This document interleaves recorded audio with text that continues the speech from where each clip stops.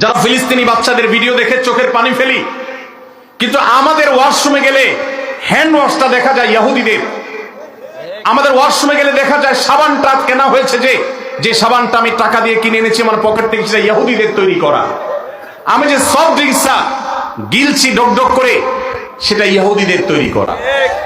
এই সমস্ত পণ্য আপনি যখন মুদি দোকান থেকে কিনেন, আপনি কোন দোকান থেকে যখন ইহুদিদের কোনো পণ্য কিনেন, তখন আপনি পণ্য কিনেন না, আপনি মূলত ইহুদিদেরকে চাঁদা দেন বোমা হামলা করবার জন্য। আপনি যেটাকে টাকা দিয়ে সম্পদ কেনা, মাল কেনা মনে করছেন, এটা মাল কেনা নয়, এটা অভিশপ্তদের বোমাবাজিতে সাহায্য করা। লজ্জার বিষয়, কার্যকরভাবে বাংলাদেশে এখনো পর্যন্ত ফিলিস্তিন ইস্যুতে আমরা একটা বয়কট কার্যকরভাবে করতে পারি নাই। একটা সফট ড্রিঙ্কস শুধুমাত্র কিছুটা বর্জন করা গেছে আলহামদুলিল্লাহ, আর বাকি প্রোডাক্টগুলো সব যেভাবে সেভাবে রয়েছে।